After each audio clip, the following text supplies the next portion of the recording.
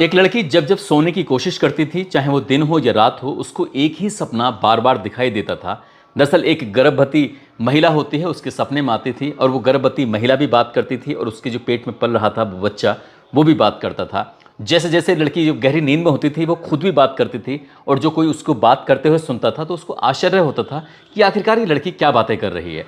उसकी अचानक से आँख खुलती थी और वो घबराने लगती थी, पसीने पसीने हो जाया करते थे। परिवार वाले पूछते थे कि आखिरकार ऐसा क्या तुम सपने में देखती हो जिससे तुम इतनी घबरा जाती हो, परेशान हो जाती हो। वो लड़की कहती है, पता नहीं, मुझे बुरे सपने दिखाई देते हैं, ख्वाब दिखाई देते हैं, मैं करूं तो क्या करूं। घर वालों पूछने की कोशिश की, लेकिन वो लड़की बात को टाल दिया करती थी और इसी तरह से करते करते महीनों का समय बीत जाता है। जब महीनों बीत जाते हैं, आखिरकार एक दिन ऐसी ऐसी नौबत आती है, एक ऐसी बात सामने आती है कि उस लड़की ने फिर कहा कि अब जो भी सच है आखिरकार उसे बताना ही पड़ेगा। कुल मिला के उसने अपनी माँ को एक सच बताया। उस सच को सुनने के बाद उसकी माँ के पैरों तले ज़मीन खिसक जाती है। माँ सोचने पर मजबूर हो जाती है। इसके बाद बात सीजीएम कोर्ट तक पहुँचती है। सीजीएम साहब कहते हैं कि इस लड़की ने जो कहा है इसकी बात को मानते हुए, देखते हुए कब्र से लाश निकाली जाए, उसका पोस्टमार्टम किया जाए और पोस्टमार्टम करने के बाद ये देखा जाए कि आखिरकार उस गर्भवती महिला के साथ हुआ क्या था। फिर जो सच सामने आता है, मीडिया में जो बात सामने आती है, तो लोगों को ये सच वाकई हैरान करने वाला था, परेशान करने वाला था। आज इस घटना की गूंज उस इलाके में ऐसे गूंज रही है कि लोग ये सोचकर परेशान हैं कि जिन रिश्तों पर भरोसा कर सकते हैं, आखिरकार वो रिश्ते ऐसा कैसे कर सकते हैं। आदाब, नमस्कार, सत श्री अकाल। मैं उस्मान सैफी। आज की जो सच्ची घटना मैं आपको सुनाने जा रहा हूँ, ये सच्ची घटना है उत्तर प्रदेश के ज़िला मऊ की। ज़िला मऊ का एक कोतवाली लगती है जिसका नाम है घोसी। घोसी कोतवाली क्षेत्र का एक गांव लगता है मोहम्मदपुर कादीपुरा।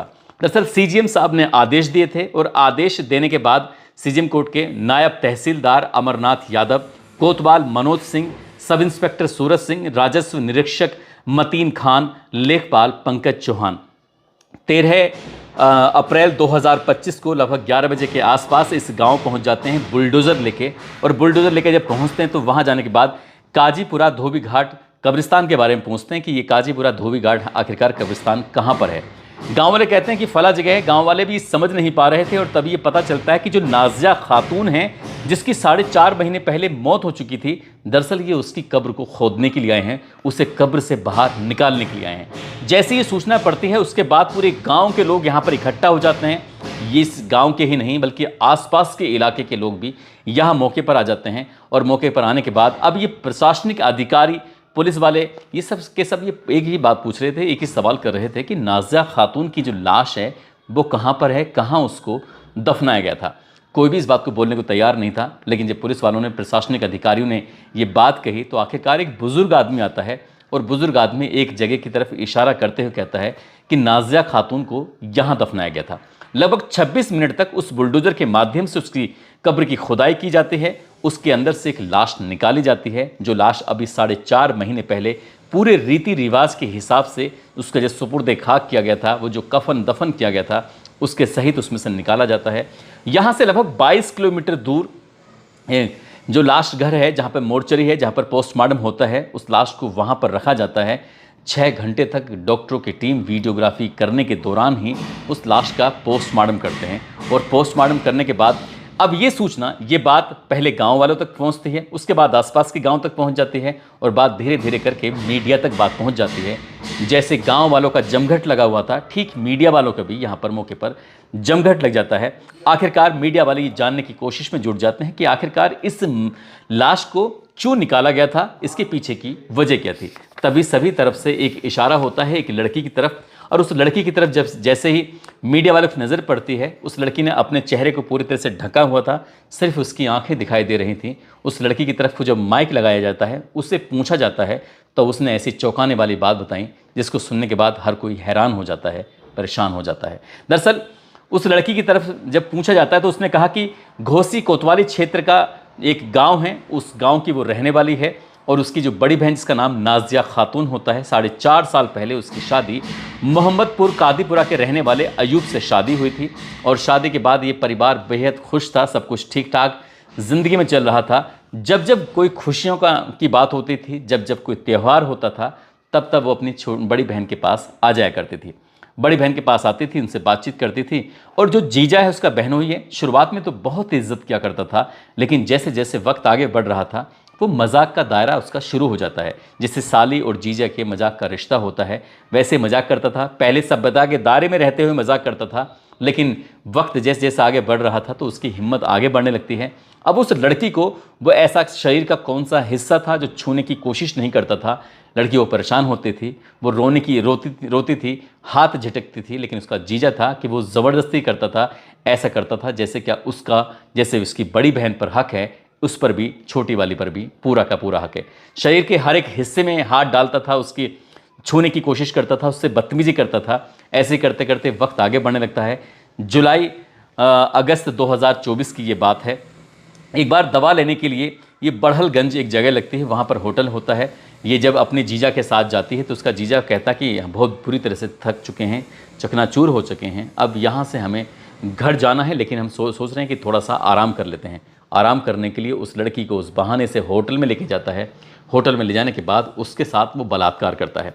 बलात्कार करने के साथ साथ उसका वो वीडियो बनाता है, उसका वो फोटोग्राफ्स अपने मोबाइल में कैद कर लेता है, ताकि भविष्य में ये लड़की चीख ना सके, चिल्ला ना सके, अपनी दर्द, अपनी परेशानी किसी को बता ना सके।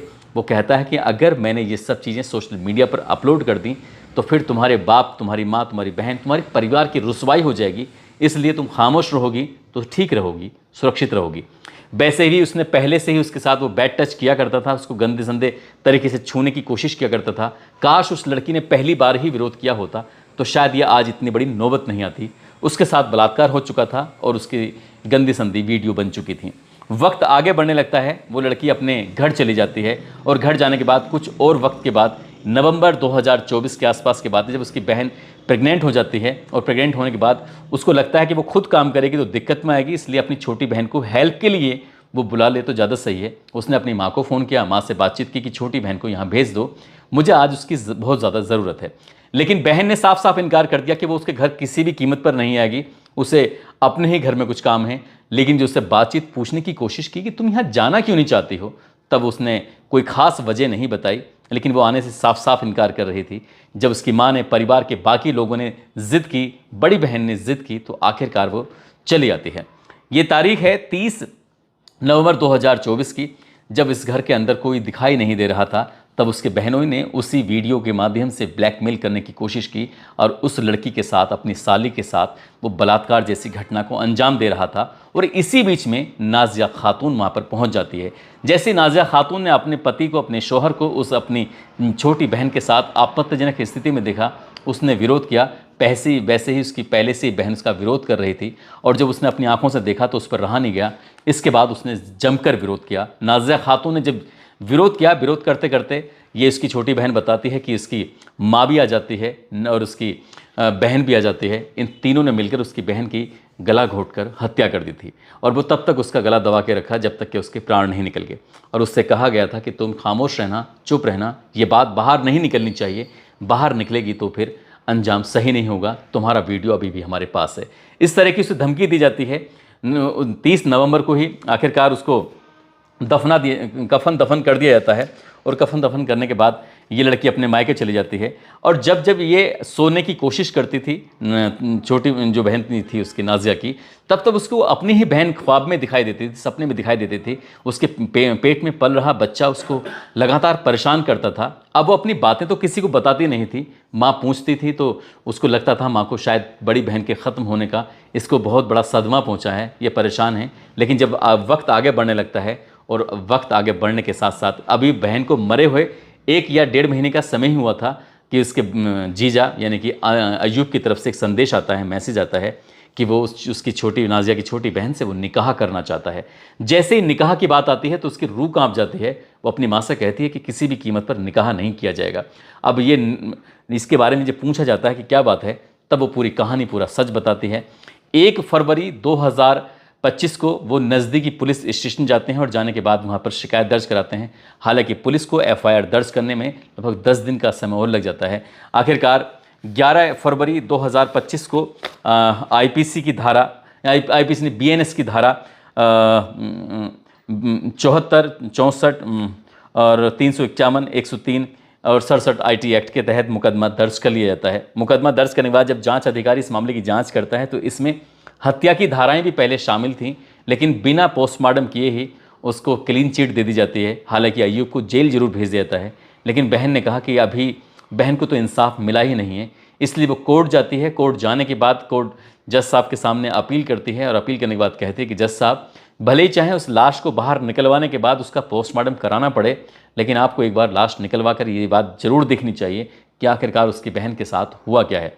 तब CJM साहब ने आदेश दिया, एक प्रशासनिक अधिकारियों की टीम गठित की जाती है, पुलिस की टीम गठित की जाती है और ये 13 अप्रैल 2025 को आखिरकार लगभग सुबह 11 बजे के आसपास 26 मिनट तक खुदाई होती है। उसके बाद लाश को निकाला जाता है और लाश निकालने के बाद फिर पोस्टमार्टम होता है। अगली तारीख यानी कि 14 अप्रैल 2025 को ये उस जगह पे तो नहीं, लेकिन दूसरी जगह जो कि मदापुर समसपुर सीताकुंड स्थित एक कब्रिस्तान है, वहाँ पर परिवार के लोग उस लड़की का कफन दफन पूरी रीति रिवाज के हिसाब से करते हैं। हालांकि भी पोस्टमार्टम रिपोर्ट आना बाकी है कि वाकई उस लड़की का कत्ल हुआ है नहीं हुआ है। वैसे भी 4.5 महीने के बाद उसको कब्र से बाहर निकाला गया था। ऐसे में बड़ा मुश्किल काम हो जाता है, लेकिन अभी फॉरेंसिक लैब तमाम दुनिया भर की जांचें होनी हैं, जांच के बाद ही ये स्पष्ट हो सकेगा। लेकिन जिस तरह से उस छोटी वाली बहन ने हिम्मत जुटाकर अपने बहनों के खिलाफ आवाज़ उठाई, काश उसने पहली बार में ही आवाज़ उठाई होती तो शायद उसकी बहन मारी नहीं जाती और उसकी बहन के पेट में जो पल रहा था बच्चा, वो भी कभी नहीं मारा जाता। दोस्तों, इस पूरे घटनाक्रम को सुनाने का उद्देश्य किसी को परेशान करना नहीं है, किसी का दिल दुखाना नहीं है, बल्कि आपको जागरूक करना है, आपको सचेत करना है।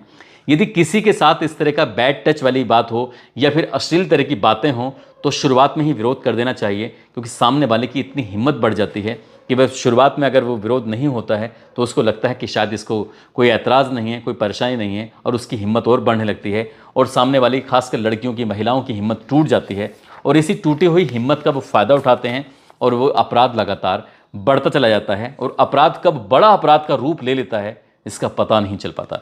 दोस्तों, जाते जाते ये सतवंत सिंह हैं जो कि अमरोहा के रहने वाले हैं। इनके दोस्त ने अपील की थी कि आज इनका जन्मदिन है, इनको जन्मदिन की ढेरों सारी शुभकामनाएं, बहुत बहुत मुबारकबाद।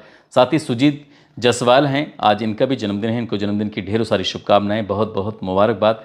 कुछ लोगों ने नाम लेने की अपील की है, जिसमें बस्ती से गणेश कुमार, जम्मू से संदीप सिंह, रामपुर से आरिफ हुसैन सैफ़ी, कुवैत से अबरार शेख, उत्तर प्रदेश से राशिद अली, झारखंड से वीरेंद्र राम, अयोध्या से प्रिंस कश्यप, राहुल गुप्ता आरा से, देवेंद्र पासवान बेगूसराय से, हर्ष कुमार उत्तराखंड से, सुधीर कुमार गुप्ता चंपारण से, इमरान मेवाती अलवर से, राजा राम मीणा राजस्थान से, राजपाल सिंह खैरथल से, चंद्र प्रकाश, एहसान आलम, गीता शर्मा, जयप्रकाश, सुमित गुप्ता, दिनेश कुमार। आप सब लोग अपना ख्याल रखें, सुरक्षित रहें। जय हिंद, जय भारत।